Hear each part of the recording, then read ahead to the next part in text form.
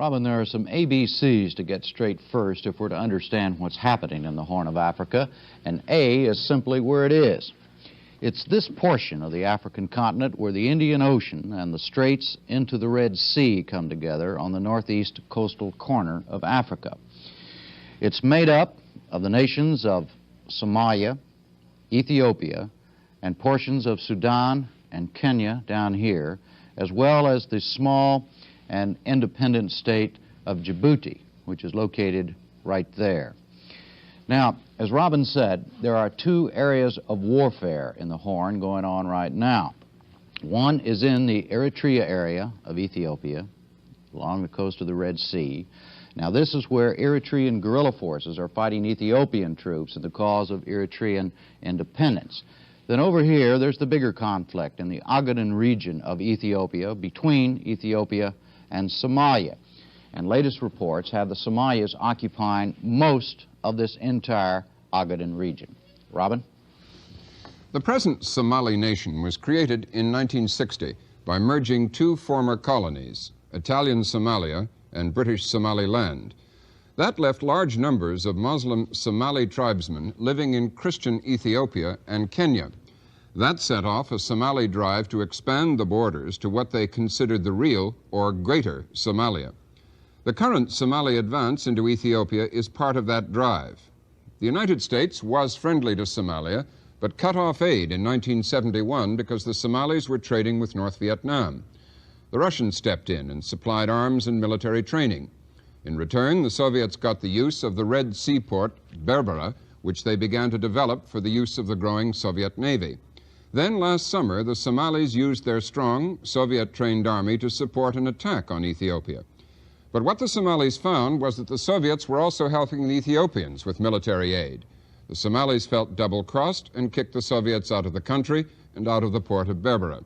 Then the Somalis asked Washington for aid. So far, they haven't got it. The Somali ambassador to the United Nations is Abdirazak Haji Hussein, a former prime minister of Somalia. Mr. Ambassador, what is the military situation now? Are we correct in saying, as Jim did, that Somali forces are far inside the Ogaden? It's not correct that the Somali regular forces are far inside the disputed area. Not regular forces? Not regular forces. What are there is the forces, the indigenous liberation movement of the territory.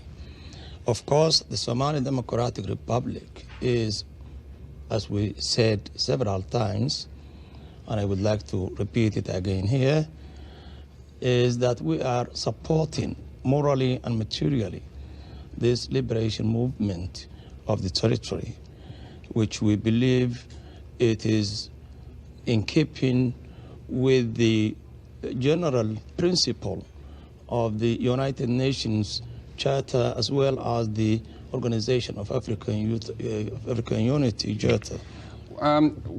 We have another map. Have you got the other map that that shows the close-up here of the corner? Roughly how far inside this are these indigenous forces and your troops who are supporting them?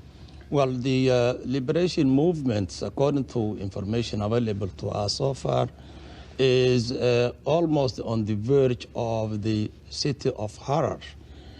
And they have already succeeded in liberating the major part of the territory, of their territory. And I think that if it were not because of the intervention, military intervention on the part of the Soviet Union, by now they would have been able to regain their complete and total victory. Which you consider the part of greater Somalia, the real Somalia, which exists inside the present Ethiopia. Well, you know, we have never, this word greater Somalia has never been a child of Somalia. What we have said instead, right from the beginning, was and still is the right of the Somali Union, Somali people to be reunited. I see. Do you expect, because of the Soviet aid and the buildup of that aid to Ethiopia, which you've just referred to, does your country expect an Ethiopian counterattack now on your country? Of course, we are expecting, and we have alerted the world and warned from the mouth of my president about 2 weeks ago that, according to information available to us, this kind of invasion against Somalia could be expected any moment from now. Have you, is your request for American aid still in Washington? Is it still outstanding? Have you renewed it? As far as we are concerned, yes, it is still outstanding. And what answer have you got so far? Well, so far we did not have any definite answer, but we hear through the news media that the United States of America is still reluctant to return on its original decision. I see. When you, to put it crudely, asked the Soviet forces to leave, did you do so with any understanding that there would be American aid? Not at all. You did not? No, we didn't. But you believe that you were promised American aid up last summer, I believe. Is that correct? I wouldn't say so. The only thing we have had was that there was a promise that defensive military assistance will be given to Somalia. There was no time limit, and there was no other conditions. From this administration? From this administration. I see. From this administration. And as a matter of fact, it had been publicized that the United States government is quite willing to give Somalia military assistance for defensive purposes. I have one more question. But this was not the basis of our, we have never had any, this was not the basis of, for example, of expelling the Soviet Union from Somalia. It has nothing to do. They were two completely different and separate things. All right, we'll come back to this. Thank you. Jim? All right, now to the situation as far as Ethiopia is concerned. The irony of it all is that from the end of World War II until 1974, Ethiopia was one of the United States' staunchest allies in Africa. There was a close relationship with the well-known Ethiopia leader, Haile Selassie, the Lion of Judah, as he called himself. During Selassie's reign, half of all U.S. foreign aid to Africa went to Ethiopia. But Selassie was deposed in 1974, and an army-led coup established a Marxist-oriented government. The new government became friendly with the Soviet Union and increasingly hostile toward the United States. Last April, the United States stopped all military aid to Ethiopia. Most U.S. officials were then forced to leave the country. The ties to the Soviet Union were thus strengthened. Soviet weapons and military advisors, along with Cubans, came to Ethiopia, and this support was stepped up considerably after the Ethiopians found themselves on the losing end, both in Eritrea and in the Ogaden region against Somalia. There's some dispute about it, but the best intelligence sources estimate that there are some 3,000 Soviet and Cuban military advisors now in Ethiopia. The word is, as the ambassador just said, that the Ethiopian plan is to soon launch a major counteroffensive to win back Ogaden. Today, the leader of the Ethiopian government accused President Carter of coordinating an international plot to arm Somalia and put the Horn of Africa under anti-Ethiopian forces. Well, Congressman Don Bonker, Democrat from the state of Washington, just returned from a fact-finding tour of the Horn of Africa. He and Congressman Paul Tsongas met with Ethiopian leaders. Both are members of the House International Affairs Committee, and their written report on their trip says the potential for violence and instability is great in the Horn of Africa. They gave that same message to President Carter last week at a White House meeting. Congressman, first, what is the basic Ethiopian view of the fighting in the Ogaden region against Somalia? Well, the Ethiopians view this with understandable alarm because it represents a possible dismemberment of their nation. They feel that the Somalis invaded in the Ogaden. These are internationally recognized borders, and in 1964 the OAU indeed recognized all of the borders in Africa. So when the Somalis attacked, they could only do what would be expected of any nation, and that's move to protect their own territory. They don't see it as an indigenous move for independence, as the ambassador just portrayed it. Well, that's one of the problems, Jim, with all of the areas of Africa. There are Somali inhabitants in that area. But it happens to be inside Ethiopia. And I just don't believe that, that the Ethiopians are going to allow their country to be carved up. Now, one can say that while all of the African leaders support fully Ethiopia's case in the conflict over the Ogaden, there is understandable concern over Russian motives and intentions in that area and the supply of such massive amounts of Soviet equipment to the Ethiopians. All right, now that brings me to my next question, Congressman, about Ethiopia. The Somalians have charged in the past, and others have suggested, that Ethiopia is now, to put it bluntly, under the thumb of the Soviet Union. Did you find that to be the case when you were there? I think one could make a good case for that, not only with the massive supplies that we saw actually when we were in Ethiopia. In fact, we were delayed 2 days because of a disabled Soviet airplane on the runway. We also understand that there has been a new commission established that's representative of the Ethiopians, the Russians, and the Cubans. And the Russians and Cubans outnumber the Ethiopians. So I think that they will continue to assert influence and growing influence over military and political decisions in that country. All right. Military decisions. The ambassador said, and I said also a moment ago, and it's been well reported, that the Ethiopians are planning a counterattack in that Ogaden region to get that land back. There's no question in your mind, is there, that that's going to happen? I think that's going to happen, but I think one must look carefully at the map. It's almost militarily impossible to clear the entire area of the Somalis. So they'll probably concentrate their attack in the north, in Harar, and possibly move beyond the Somali border to capture Hargeisa and possibly Berbera.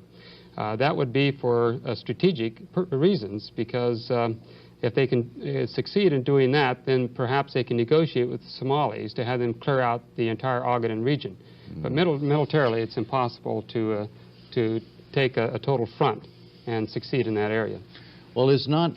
The crucial question here is, if, assuming there is a counterattack, and assuming that the Ethiopians have been well supplied with Russian arms and other kinds of support, and assuming that they can whip the Somalians in that area, doesn't then the question become whether or not they will in fact stop at their own border?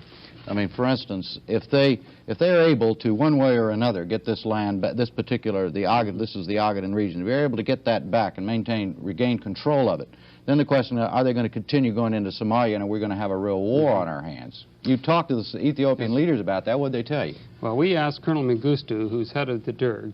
And the DIRG is the ruling body of Ethiopia. Right. That's correct. And he said that he had no intention of moving beyond the border. He also said that he didn't want to make the same mistakes that the Somalis made. And we also met with the Russian ambassador. Same mistake to Somalia. What do you mean by that? By invading another country's by coming borders. in there in the first place. Yeah. Right. And we also asked that of the Russian ambassador to Ethiopia. And he said he would not, his country would not sponsor such an initiative. But again, I think that's the only way that the Ethiopians are going to regain their entire area. And should they move beyond that line, then that adds a new dimension to the conflict, and it'll quickly spread not only throughout northern Africa, but the Middle East as well. You think there's every likelihood that that's going to happen? I think there's a good possibility it will happen. Yeah. All right. Thank you, Congressman. Robin? The confrontation in the Horn of Africa takes on a certain global significance, not because of what the Horn is, but where it is.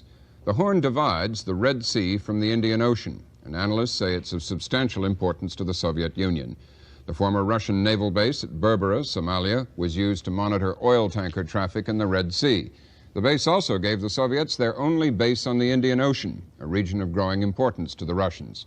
The ocean off the Somali coast is considered a prime fishing ground. The Soviets, when they were on friendly terms with the Somalis, made clear their intention to increase their trawler fleets in the region.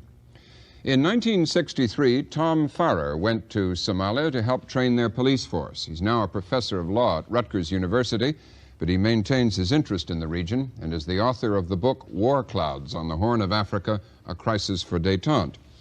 Mr. Farrer, how do you explain the Soviets changing sides in this case? In the first place, Robin, I don't think they wanted to change sides. Rather, they wanted to do in the Horn what we've been trying to do in the Middle East. That is, to play honest broker between both of the antagonists and to increase their influence accordingly. I guess the real question is why, after they failed in a fairly creative piece of diplomacy, that is the proposal spearheaded by the appearance of Fidel Castro in the region to try to arrange a sort of Marxist federation. After that failed, then why did they begin to tilt farther and farther towards Ethiopia? And I think there are a number of reasons, and you have to do the same kind of cost-benefit analysis that you can imagine a Soviet strategist doing. You have to consider what were they likely to give up and what were they likely to gain. Now, it's ironic that most people strongly emphasize the importance of this naval base on the Indian Ocean, that is Berbera. And yet, if it were so objectively important to the Soviet Union, isn't it a bit odd that the Soviet Union should have been prepared to risk expulsion? Indeed, after a certain point, expulsion was, it seems to me, certain. That seems to suggest that there's been a good deal of alarmist comment on the significance of this base. My own view is that Berbera was never a major base, never had great strategic value, and still doesn't have great strategic value. Well, let me put it this way. Does Ethiopia, which without these coastal areas of either Eritrea or Somalia is landlocked, does Ethiopia make any sense for the Soviet Union, given its increasing and rising naval power, if it does not have a port? Ethiopia makes sense as the African or the Horn of Africa alive for the Soviet Union if there's a fair chance that with Soviet and Cuban aid, Ethiopia can win. That is, it can defeat Somalia.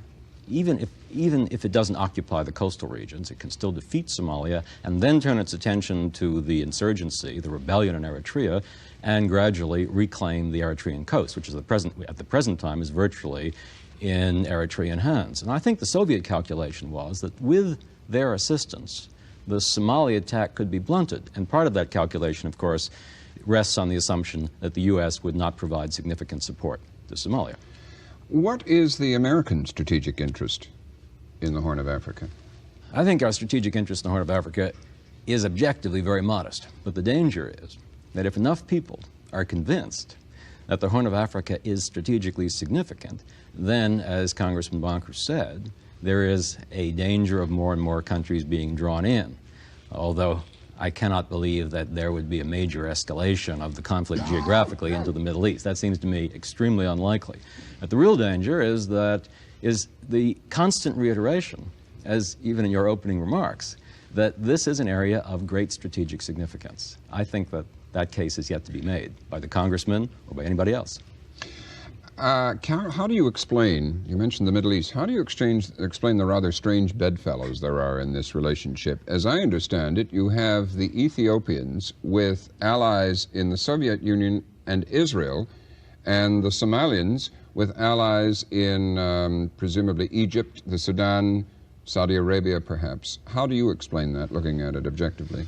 First of all, there's the old Middle East saying, the enemy of my enemy is my friend. Of course, this is very complicated for Israel, since although Ethiopia is seen, at least historically, as the enemy of the Arab states, at the same time the Soviet Union is seen as the enemy of Israel in the Middle East. So it makes the Israeli decision a very conflicted one. One of the things you have to consider, I think, is that Israel was in Ethiopia for a long period of time as a major source of technical assistance and military training. And there are a certain number of Israeli strategists who were there during that period, who have a sympathy for the Ethiopian situation, who feel that in the longer term, the Ethiopians are a fairly stable ally of the Israelis simply because of the historical enmity between Arabs and Ethiopia. I see. Rob, thank you. Jim?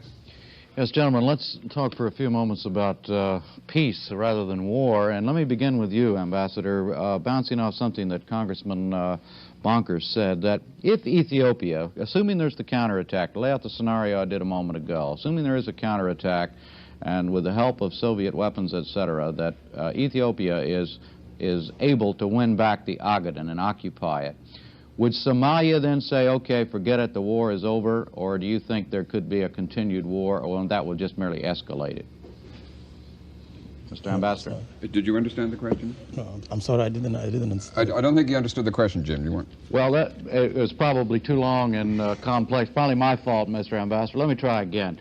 If Ethiopia does win the Ogaden back, as they seem determined to do with the help of the Soviets, would that end it as far as Somalia is concerned, or would you, in fact, try to get together a counterattack? Would that merely escalate the war, or do you think it then would be possible to sit down and resolve the dispute? Well, if I understood it very well, because unfortunately I don't hear very well, but if I understood the question put to me, it said that if the Ethiopians recaptured the Ogaden and would not encroach the border known as the Somali Democratic Republic, would that be acceptable to the Somali Republic? Is that the question? Yes, yes, sir. Yes, sir. Well, in the first place, we must first of all establish that this war which is going on in the area is a war of liberation. It is up to the inhabitants of that area to decide whether they would accept any condition. We in the Somali Democratic Republic, we think that anything short of the right of self-determination and independence of that people will be unacceptable to the people of the area. It may take a long time. These people might have set back, as had been also the case in the past, but I don't think they will ever renounce this legitimate right to self-determination and independence. Congressman, that doesn't sound very optimistic in terms of a negotiated settlement. Is that your reading of the situation too, plus put together now with what the ambassador says?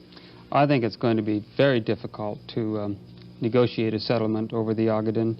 It's not merely military adventurism by either country. It's something that's felt deeply at the grassroots level. Many of the present Somali leaders come from the Ogaden, and they have tribal links and a very deep-rooted compassion for the people who reside in that area. Ethiopia, for her part, is totally committed to the territorial integrity that's now recognized by all international organizations. So I just don't believe there's going to be a short or long-lasting peaceful settlement to the Ogaden. In other words, it's going to take a military solution? It may have to take a military standoff. All right, Robin? Yes, let's discuss, for the time we have left, what the United States should actually do. Mr. Ambassador, you have asked the United States and the Carter administration for military aid to prevent the Soviet-backed Ethiopians doing what Jim's just been describing. Congressman Bonker, you said in your report to the President, or at least the report that I read when you came back, that you felt a laissez-faire attitude by the United States was untenable. What is not untenable? What do you want the United States to do? Well, I believe that the administration should pursue a course of neutrality, total neutrality, in the Ogaden, and not side with either of the disputing states. But that's under the present set of circumstances. I think we should also make it very clear that should Ethiopia advance beyond the line, beyond the Somali-Ethiopia border, then that adds a new dimension. And we should be prepared to meet that test quickly when it occurs.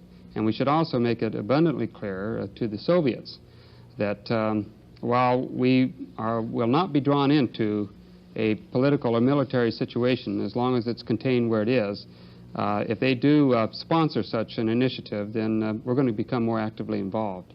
In other words, what you're suggesting is, in effect, by adopting such a policy, a warning to the Soviet Union now, if you go further than the Somali border, we could change our policy on supplying arms. Is that? That's true, and it's not only the United States. Anwar Sadat told us in Cairo that should Ethiopia move beyond the line, that he was prepared to send a brigade and dispatch a naval ship. So the Arab countries are also tremendously concerned about what's happening there.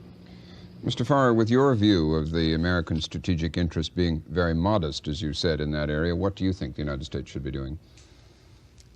I don't think a laissez-faire policy is bad, and actually Congressman Bonker's proposal has its attractions, but I personally would favor a modest flow of military equipment to the Somali Democratic Republic if they would satisfy two conditions.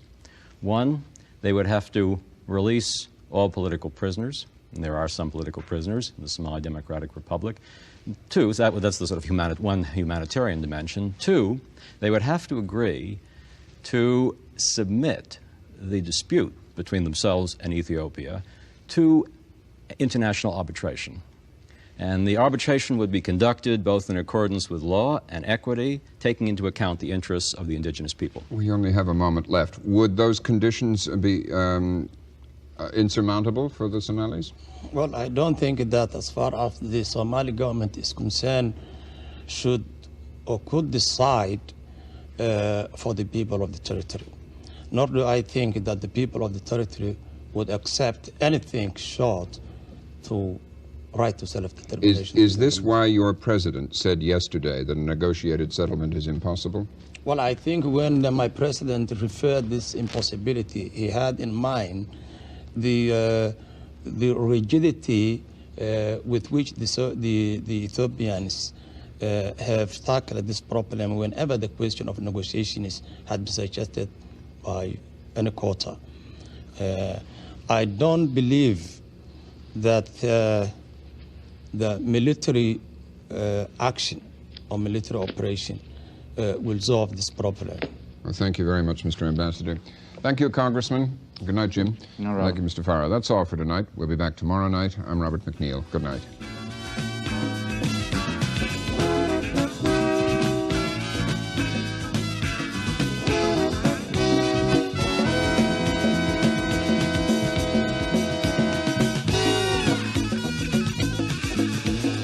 For a transcript, send $1 to the MacNeil-Lehrer Report, Box 345, New York, New York, 1. Well, I'm bound to say that all my anxieties about Western policy in regard to the Horn of Africa were amply confirmed.